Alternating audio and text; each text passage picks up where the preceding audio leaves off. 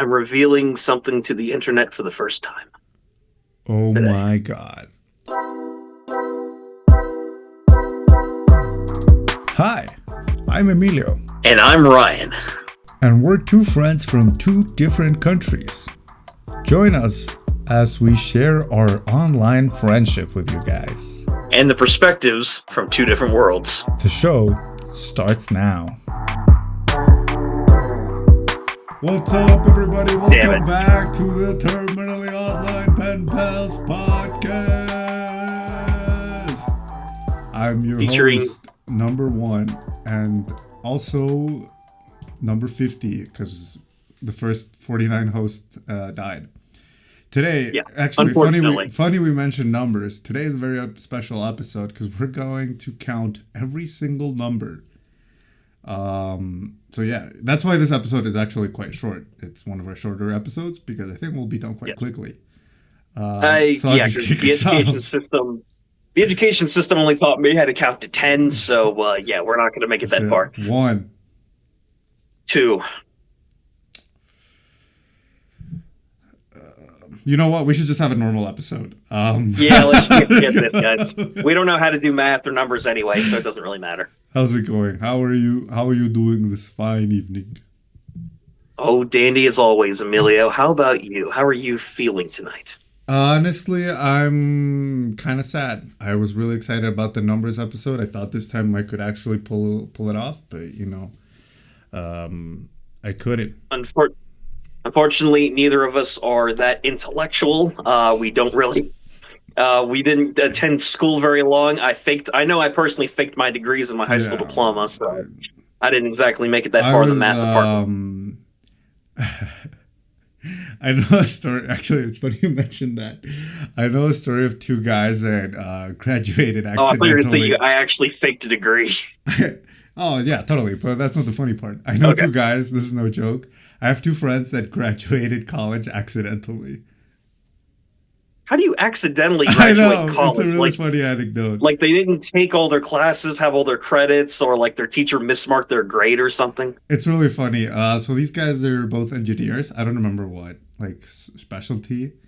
But I've explained how it works here to graduate not graduate, but get your degree here in Mexico. So these guys, they entered a competition where they had to propose a project. And their professor told them it's like, just do it for extra credit. Everybody that participates in this competition and this statewide competition gets like an extra point, right? Or something like that. And so my friends presented their project. It was like, they said it was like, they tried to explain to me what it was. It was something to do with greenhouses and that type of thing. And I was like, well, that sounds really boring. And they were like, yeah, we thought so too. We were like, we pretty much planned an impossible project, something that was not feasible. And somehow, the people at the contest were like, yo, this is a brilliant idea. Why didn't we think of that? And so they qualified to the next round. And in the next round, they were supposed to take a test to prove that they had the math knowledge and skills. And so they take the test. I'm guessing, did they actually pass this test? Well, it didn't matter if they passed or not. They were going to award a certain number of scores. So the 10 highest scores would get awarded and would go on to the next stage of the competition. And so my friends got let's say 11th and 12th. And the organizers were like, well, we got some extra funding, so we're extending it to the 15 best scores. Oh my God. And so they were like, okay, so you guys have to do the project now. And the people at their university were pretty excited because it was the first time that someone from that school made it that far in the competition. Oh my God. So they told them well, if you guys make it to the last stage, you guys don't have to worry about your thesis or whatever for your degree. We can just we'll give you guys the degree if you guys make it far enough in the competition. And so my friends eventually made it to the third or fourth stage, And that's when they lost, but the university people were really impressed and they just gave them their degrees. Wow, so they don't need any actual achievements or anything. It's like as long as you do well enough in a math competition, forget everything else, Yeah. including the crippling college debt. Just do Well, well in I a math mean, competition. that doesn't happen here, but yes, Yeah, their school was that's free. true. Actually, So if you didn't know, Mexico doesn't really have a lot of college no, debt we have free associated with its college. education. We have free college, so Right, they didn't run into debt. basically free college. So yeah, my Unlike friends me, graduated as engineers. I mean, I don't know. I know that one of them works currently as a photographer. I don't know what the other guy does, but it's I really would say funny. that engineering degree sounds like it's Yeah. doing real well for Well, I him. mean, he got it by accident, so. I mean, it probably helped him get the photography job, I guess. But yeah, that's the story of how my friends got their degree by accident. It's an epic story, man. Yeah. This makes me feel real good knowing the 5 years I put into both my degrees and all the college debt that I racked up, knowing that I could have just entered a math competition and got a Yeah. random degree. Well, I mean, it's like we've already established we're great at math, so Yeah, that's true. we would have had an Also, I've unfair already advantage. revealed that I kind of faked my documents anyway, so I mean, I basically did receive 3 degrees. Oh man, now I have to cut out another chunk of the podcast, man. Now I have to retell the story. Okay, so basically, let's go back to 2020 when my friend. Back in 2020. So yeah. Anyways, that's my opening anecdote for the show. How was your week, man? Aside from getting a fresh new polish. Yeah, the Looking fresh new ahead, polish, man. guys. For those of you watching the video version, Mr. Clean EX here. So, not a ton of epic updates for this week, guys, except outside of the usual stuff with work and whatnot, and a few life things that I've been working on here and there. You know, basic everyday life. I have an epic house update to talk to you guys about, and a big screw up from a moving company that was really inconvenient this morning at the time of recording.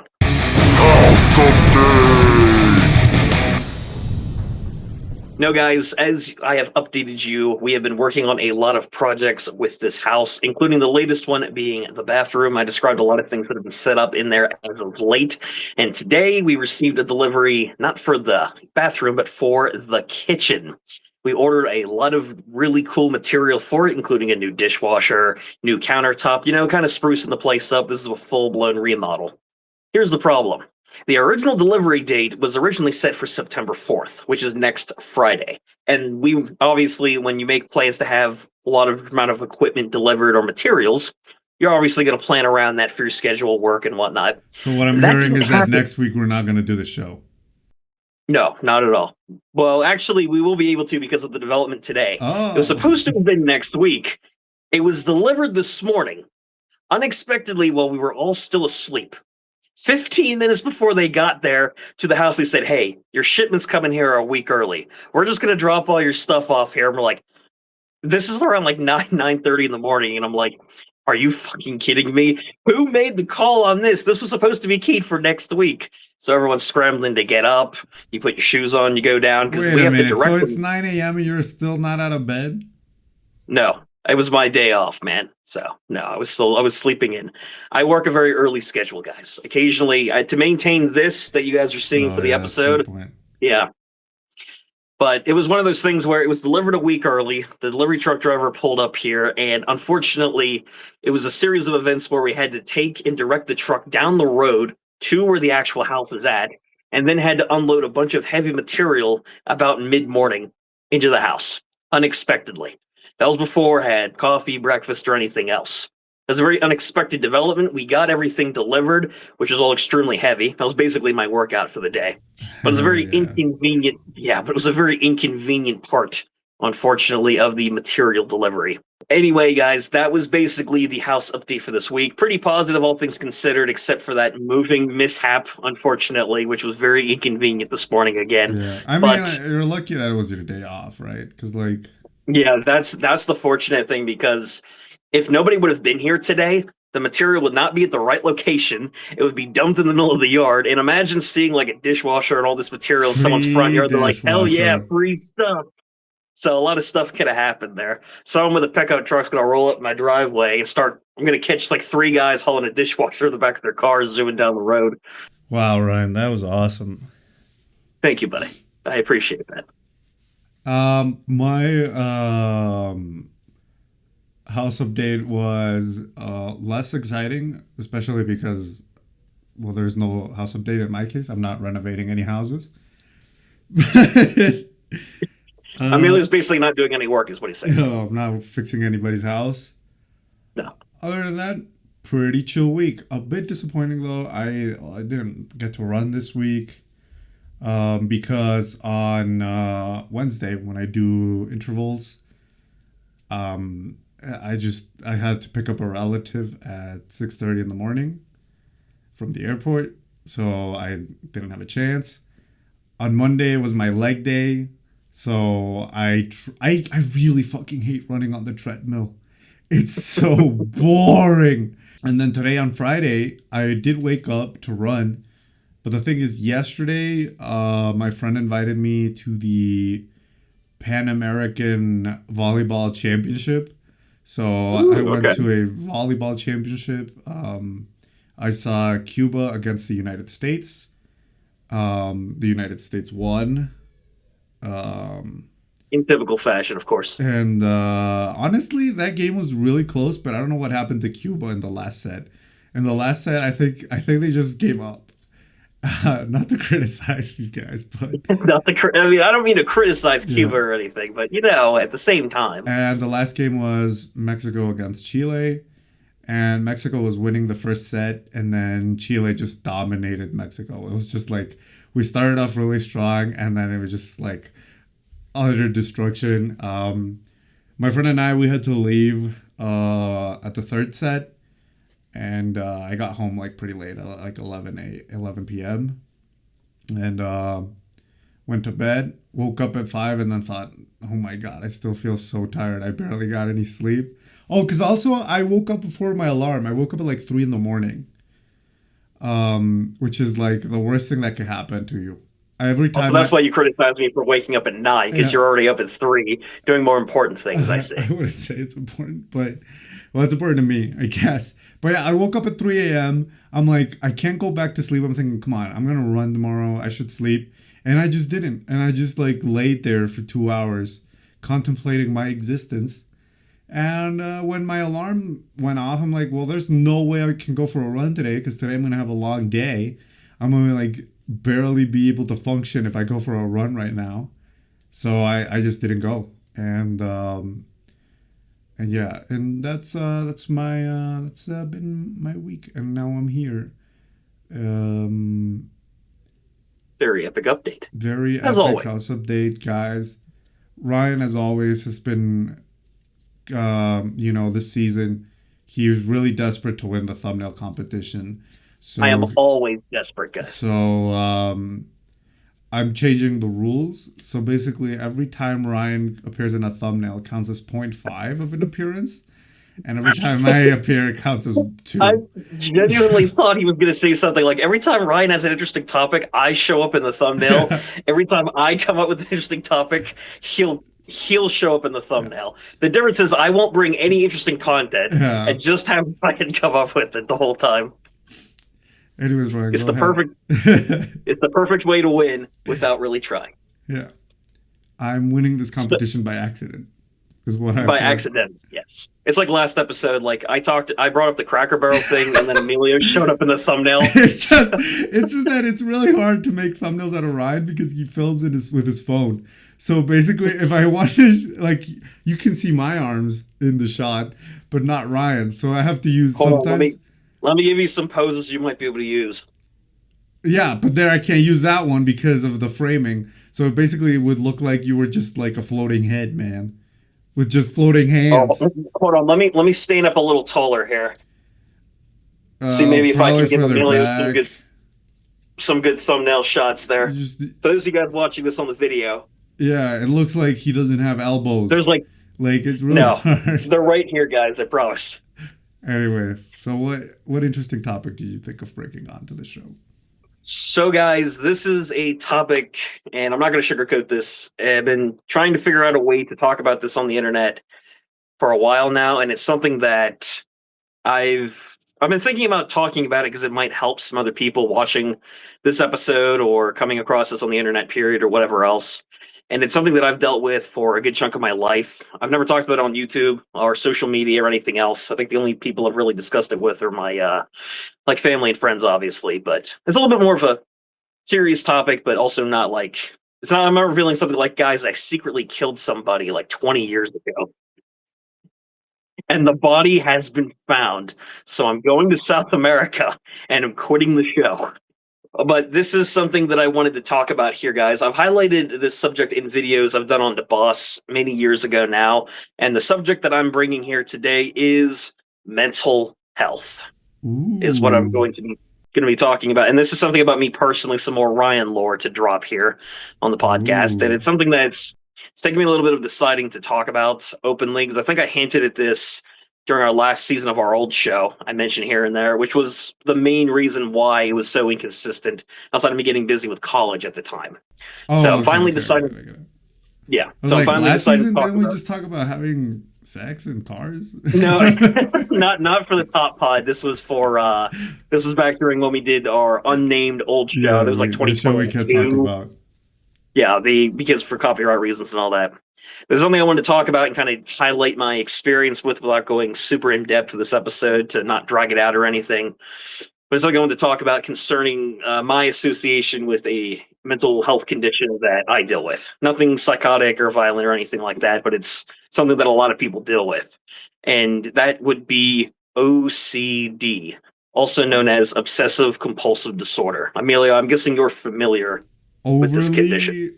Overly creative dick. Dick, yes, overly creative dick. That's me. I'm an overly creative dick. I'm one of thousands of people who are overly creative. I wanted to address and talk about this because I've been starting a mental health recovery journey of my own. Oh, okay. So That's been going on for about a you got your diagnosis. yeah. I went and well, it kind of sparked from about a month ago. It started back up again. For those of you guys who don't know, to add some background context, first of all, OCD or obsessive compulsive disorder is a disorder that a lot of people, for one reason or the other, whether it's genetic or something that you're predisposed to or whatever else, it's something that's a chemical imbalance in your brain. When it's an anxiety disorder. So whenever you're scared or upset about something, you can mentally obsess over something where you like have uncontrollable thoughts that constantly keep coming up and constantly replay like a movie screen, or you keep doing behaviors that are irrational, that kind of thing that make no sense, like watching the Terminally Online Pen Pals podcast. A lot of people suffer from it for that reason. You guys, instead of playing it in your minds, you should play it on YouTube. Yeah, play it on YouTube instead. But it's basically it's a mental health condition where you have all sorts of obsessions that you deal with that are very distressing. It plays on people's greatest fears, whether it be trauma or something related to that. And it's a very vicious cycle. When you're obsessed with something, like it's thoughts that are so uncontrollable you can't stop them, or you're doing behaviors like you're obsessed over washing your hands constantly or second guessing yourself or whatever else. It's a legitimate thing. And you try and find ways to comfort yourself. It gives you temporary relief, and then the cycle just continues. That's why it's called an OCD cycle. Where it relates to me is that I've battled and dealt with OCD most of my life. It didn't manifest a lot when I was a kid, but into my teenage years and even my adult years now, it's something that I still openly deal with. And it's something that I'm still dealing with even now, as of this episode, in different ways. It's manifested for me in a lot of different fashions, whether it be like excessive hand washing, or it would be something like checking to see if there's damage to my car or something like that. There was a time I remember where, and this was completely irrelevant as well, to kind of add some text to it. I thought when I was coming back home from work one night, I struck a guy who was completely on the other side of the road on the sidewalk when I didn't. I thought I struck somebody when I didn't, and I was nervous to go back around that area. I checked around my car for dents. Spoiler alert, it was a random person who was nowhere near my car, but it's still the thought that I went to. And I obsessed over that for days afterwards until eventually I was able to kind of rationalize it out and say, okay, hold on. There's no proof. I didn't actually do anything to the guy's car or whatever else, or my car rather. The guy's not dead. There's no news report on right now about a hit and run gone wrong in the town So that's a little bit away from my did kill house. someone. So, what was it 20 years ago is the only difference. But Okay. No, that didn't actually happen. But it's For incidents like legal that for me. reasons. For That's legal true. reasons, that is a joke, by the way. But it's something that I have dealt with for years, and recently it's been of the intrusive thought variety. And for letting you guys listen to this episode who have the condition, you can relate to it a hell of a lot more. Because the average person, anything that I'm talking about with it, they're like, "The fuck are you talking about? None of this makes any sense unless you've researched it or you've experienced it for yourself."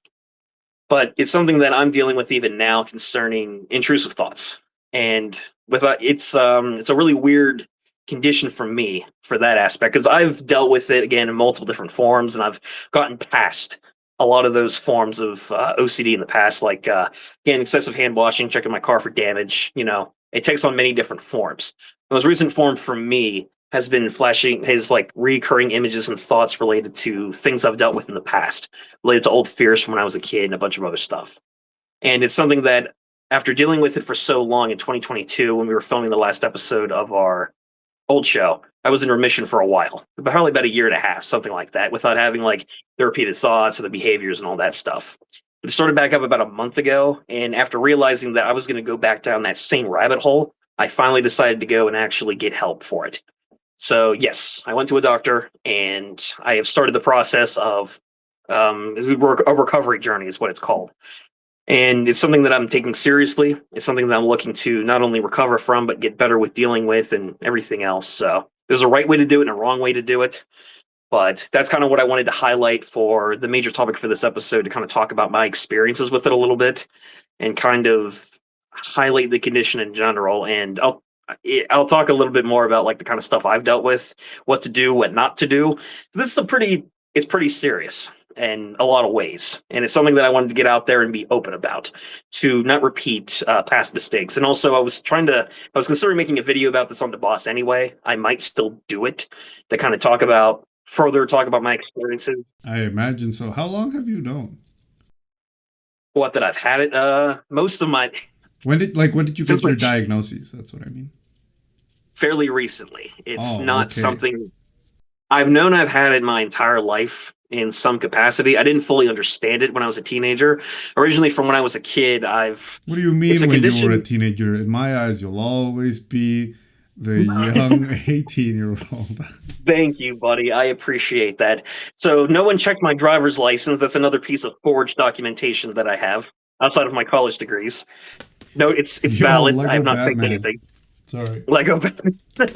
It's basically equivalent to Lego Batman in terms of driving legality.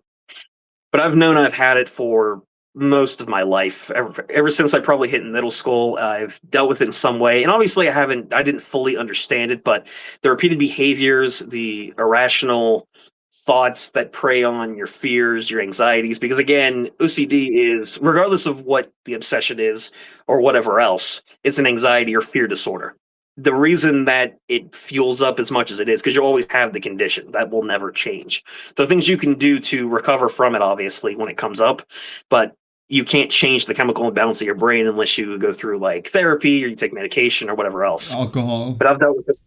It's alcohol. Well, yeah, I wouldn't recommend alcohol because you're going to turn into us essentially. We're You're going to not end up getting mental health you're going to get smashed professionals. one night. And you're going to wake up hungover, and you're like, what would be a good idea? Let's do Let's a start a podcast. podcast.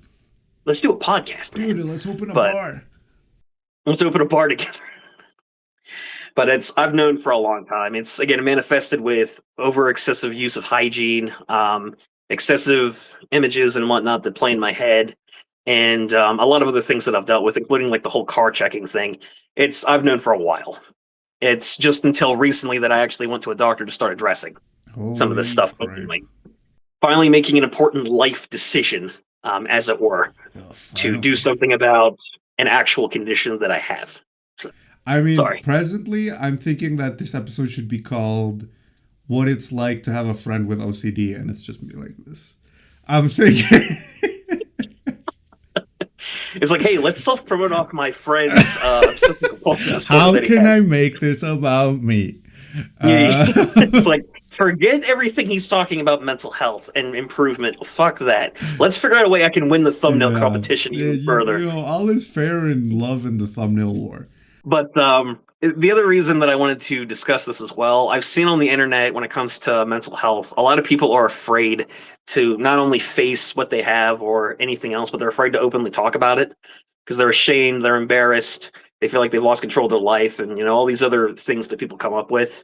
And I'm someone who, for most of my life, when it comes to being open about stuff, I mean, I've done YouTube for a while, so I've done a lot of shameful things in my videos, like swallowing tea bags and everything else. So, I mean, I'm not afraid to do Milk certain things bath. on the internet, but I have the confidence in myself and I believe in myself enough to talk about this openly. And I don't care what anyone else really thinks or says negatively about it because it is a serious thing.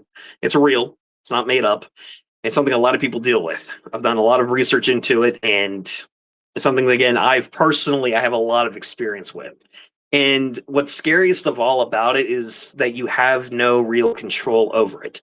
There are things that you can do. It is possible to recover, but the bottom line is that you ultimately have to accept the lack of control is another big thing. And it's scary when you're trying to, for me, the worst part about it is like when I'm trying to watch a movie or a TV show or something like that, and you're fixated on this one thought or a series of thoughts or whatever else. It's so distracting and it's so overwhelming. And again, me just saying it here doesn't describe it at all, but that's probably the worst of it to me. And again, it preys on the best advice that I could give on how to handle no matter what form it takes, if anything, from my experience and what I'm continuing to do on my current recovery journey, is to accept the lack of control, confront your fears, worry about people. A lot of people say don't worry about the content or the obsession or whatever it is. It matters not in the context of like what it's showing you or what you're doing, but you're afraid of something. The reason why you're still so fixated on it is because you're afraid of something. You have to confront those inner fears. You have to accept what you can and can't control. And on top of that, you also have to ultimately accept it for what it is. So if it's like recurring thoughts and that kind of thing, don't try and control it. Don't alter it. Let it be. Because acceptance is ultimately the way to go. So, but it's definitely one of those, that's probably my biggest pieces of advice, I would say, in dealing with it. And obviously it's something I'm still continuing to do on this current recovery journey. I'll always deal with this, but it's something that I'm going to continue to do no matter what the obsession is or anything else. So you're currently going with a doctor, right? You're getting a Yeah, prescription. I'm currently with a doctor on a prescription and All everything right. else. Yeah. What did It's he what was his assessment? Like, what did he think you've been doing? Like, well, I don't know. What was his opinion? His opinion was, well, for one thing, yeah, I do have it. I mean, that's pretty obvious. That wasn't surprising information.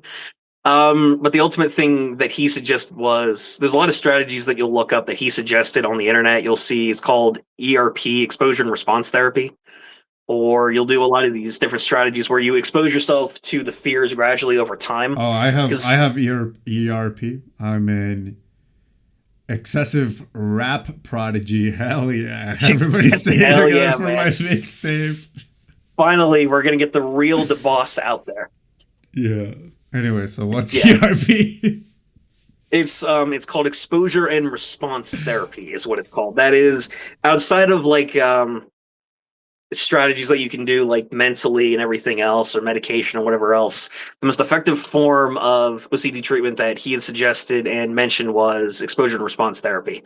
There's a lot that goes into it, but essentially what that is you gradually expose yourself to your inner fears, the things that are fueling whatever thoughts you're having or whatever behaviors you're doing, because it takes a lot of different forms. There's not one set thing, because I've dealt with a lot of them over the years, but ultimately it's where you expose yourself to the fears, you over time get over the anxiety, you realize that it's not as scary as what you're thinking it is, whatever it is you're obsessed over, and ultimately coming to what's called unconditional acceptance being realizing that you don't have any actual control over it. You have to accept the worst case scenario, the possibility. Like a lot of people fear, I'm going to be stuck like this forever. I'm never going to be able to live and enjoy life. And obviously, whatever your core fear attached to it is in general. But you have to unconditionally accept that any thought you have, anything that you do, no matter what your mind tells you, it is what it is. You have to accept it the same way. Because, like, if no one out, I was watching a video earlier that kind of makes sense. Like, when a thought passes your mind about like a chocolate bar or something like that, you're not going to get that stressed out unless you had a traumatic experience with it. Or you think about the Terminally Online Pen Pals podcast. Like, these guys have traumatized you 3 ways to Sunday already. But for most people that listen or watch this show, in general, they won't continue to think about us in a negative fashion because, well, there's nothing traumatizing attached to it. But Yeah, when there is right. something, there, in general, anyway. But the whole point of unconditional acceptance and ERP combined is you identify the thing that you are obsessed over and the reason why, and you expose yourself to the fear to realize it's not that scary. And that's part of the thing that my doctor had talked about with me as well when I went and worked out strategies to do it. And it does work and whatnot, but it's a strategy. It depends on the person. There is no set recovery time. That's unfortunately something I've had to swallow a pill on many times, no matter how much you want it to stop.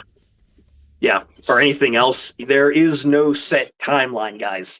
You can't wave a magic wand and it stops. It is a long, dedicated process, and it's something that can take days, weeks, months, years in some cases, and it's by a case-by-case basis. You can never get rid of you can't get rid of the condition. It's chemically part of your brain. What you can do, though, is address each case as it comes up to help you recover. That's what you can do. So that's something else, again, I talked with my doctor about. Oh, wow. That is an incredible story. Thanks, buddy. If you guys want to help pay for the cure, donate to our Ko-fi.